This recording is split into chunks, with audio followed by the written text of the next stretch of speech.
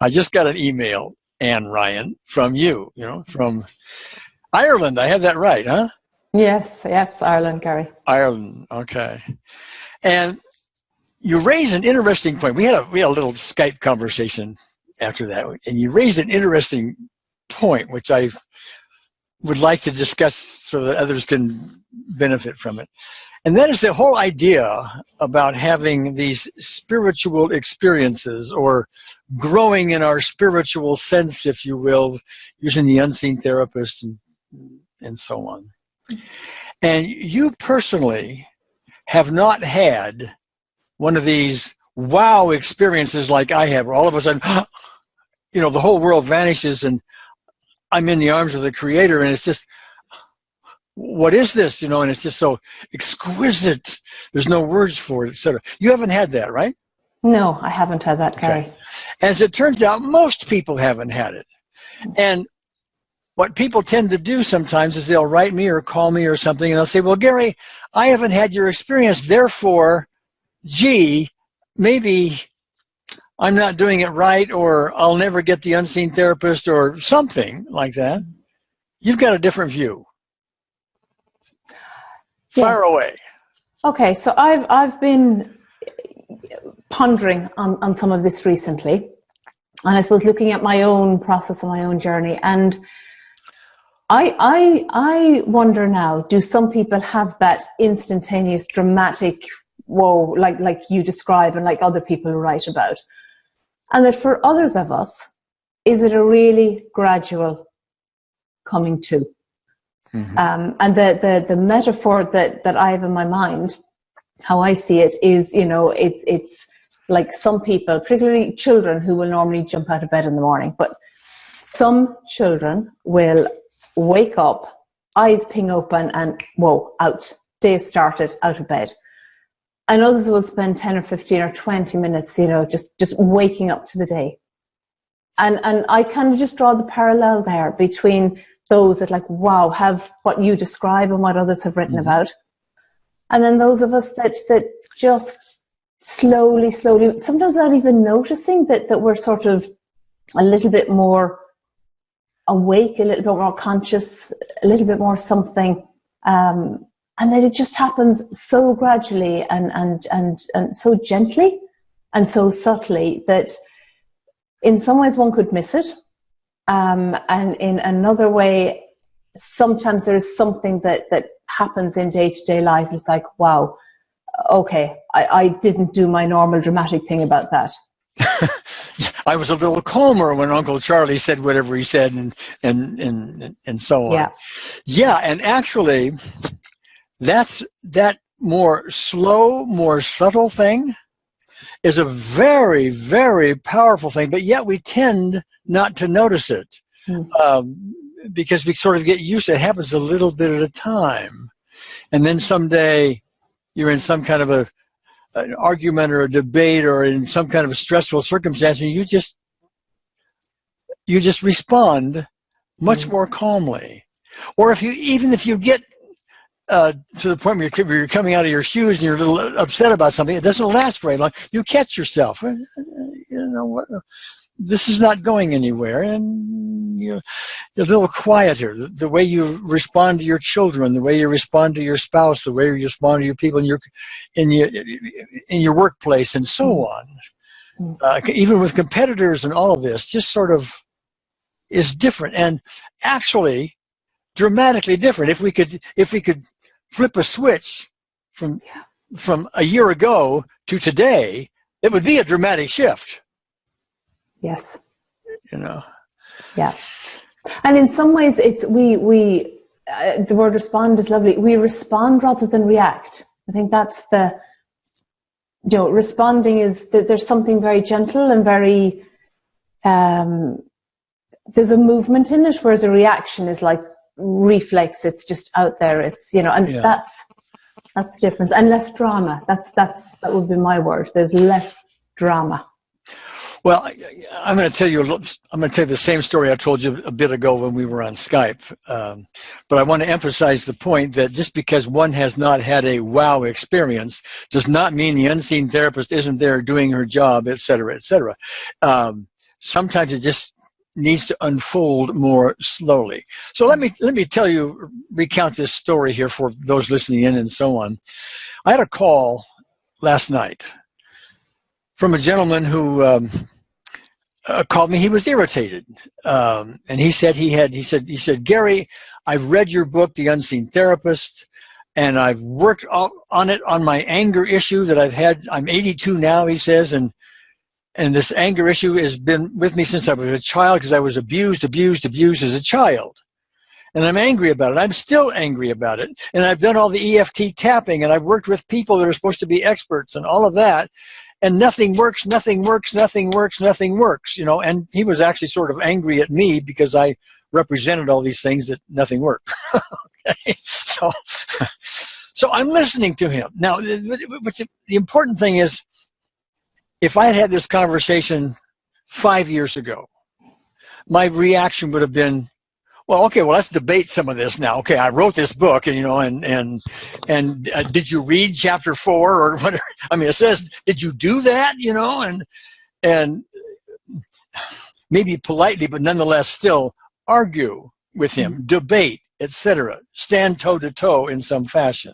That would have been my reaction, but it wasn't my reaction last night. I listened. I could hear his anger. I didn't get plugged into it at all. In fact, my mindset was, as I was listening to him, was, well, he's just not ready yet. And that's not a criticism. It just, the fact is, he's not ready yet. But I did do this, and this is important to expand upon here. I said, Dave, I get, you know, that you've got all this frustration and nothing has worked for you. Nothing. But let me ask you a question. If there was a benefit for having your anger, what could it be? And to my surprise, he was kind of quiet about that and was actually thinking about this, okay? And what he said to me was, Gary, I think what's happening is as long as I can be angry, I am going to protect myself from ever being abused again. Now, Anne, is that logical? No, it's not logical. Okay. But do you see how somebody could say to themselves, as long as I'm angry, nobody's going to get close enough to me to ever abuse me again? Yeah, absolutely. Okay. Now, not logical, and we could even argue perverse. We could, okay. But we do those things. We're human. We do those kinds of things. And for him, that's the only way that he knows of to be able to keep the abuse away, even though it's illogical. Mm-hmm. And so one of the things that I've said with some frequency about the unseen therapist is she will not interfere with our free will to believe as we choose to believe. She will not do anything, for example, to increase fear. So if we're calling on unseen therapist to take care of all these anger issues, and in fact that's going to cause him to retreat back into some form of fear, he's going to be abused again, even though illogical. It's going to increase his fear. Oh, we got a problem, okay? We think we've solved the problem, but in another sense, we've exaggerated it. Yes, no? Yes, yeah. Okay. So, this is where the real skills with optimal EFT and unseen therapists come in, because we can still help this man. But what we need to do is be, as I've said many times, assistance to the unseen therapist. We need to counsel with this fellow, and we need to take his illogical fear, reframe it, and that's where skill and experience comes in. Reframe it so we dilute it a little bit here, and we dilute it a little bit there, and we start putting stuff on the table in plain sight for unseen therapists, stuff that isn't hidden anymore now, okay? It's on plain sight. And there's a skill in that. That's what our Optimal EFT course membership is all about, and so on, so we can develop, you know, all of these all of these skills. And so then, okay. So, but this fellow is not unique to the world. There are lots of people sitting in wheelchairs, for example, with this kind of disease, that kind of ailment, etc., who at some level want the disease. Do you have? I'm asking you out of the blue, but can you think of examples of that? I can think of somebody that I've worked with who has got pretty severe anxiety. Pretty severe anxiety. Mm-hmm. But it's just, despite, you know, a number of sessions, despite working from many angles and being really gentle, mm-hmm. there's very little shift. Very, very little shift. Okay. And there was probably a first session where things really melted, and then somehow a shutter went up. And the sentence is, this worked the first time, this isn't working, this isn't working. Okay. But it's yeah. Okay. And behind that somewhere, this is my experience. In fact, I have had very challenging cases where we got great results, and other times we just hit this wall, okay? Yeah. And we need to know why. Why does it work in this case, and over here we've got this wall? And it's because there's some benefit, there is some reason, there is some value in this ailment to the person. Maybe if they're sitting in a wheelchair, for example, they get love and attention they wouldn't get otherwise. Yeah. Happens a lot. Maybe if they have a lot of anxiety, they can complain a lot and get attention in that way. Mm. Maybe if, like my friend with all the anger, if I'm always anxious, that keeps people away from me because they don't want to be around somebody so anxious, and therefore I can stay inside my shell. Mm. Okay? I'm making some of this up. But this is the kind of thing that goes on. So I think it's really, really important that we recognize that when nothing seems to be happening, even though we're dealing with a power that can take care of anything, the unseen therapist, the person themselves is blocking the healing. Now, I've got to back up a second, because that's a very age-old excuse kind of thing. The doctor would say, okay, I've given you the pills, but it didn't work because you just don't want to get better. Mm-hmm. And it almost blames the client, even though there may be some truth to it. But we want to get it out of blaming the client to understanding the client. Because you and I do the same things in our own way. We may not be aware of them, but we're doing some of this in our own way. We have ways of protecting ourselves and so on. Anyway,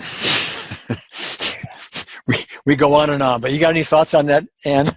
The one thought, I mean, at the end of the day, when I meet that, I just see behind whatever we're looking at, whether it's a physical thing or whether it's some, emotional anger or anxiety, behind that, there is this really, really, really scared person, part, child, whatever. And to me, that's the bit that we can really soften and reassure and work with, just that scared part. Yeah. Before we go to any event, and when that piece that is just so scared to let it go, because that's how I see it, is it's just really, really, really scared and frightened, even though that's not what we might see on the outside. When we can just develop something there, like, it is amazing how gently work can be done, and it doesn't even seem like anything has the client hasn't realized, wow, we've actually gone to this issue and I didn't even realize it. Yeah. And it's lovely when that happens. Yeah, and it's very fulfilling. And lovely is a great term, because that's part of, like what we were talking about earlier. That's part of this gradual getting into these spiritual experiences. Because this is a spiritual experience by itself, as you move somebody from this big fear place to, oh, it's okay place. It may happen seemingly gradually, but boy, when you're there, that's a big light switch. Yeah, it's a wow. It just took a while to get there. Exactly, yeah. Anything else to add, Anne? No, that's lovely. Okay. All right. Thanks so much. Thanks, Gary.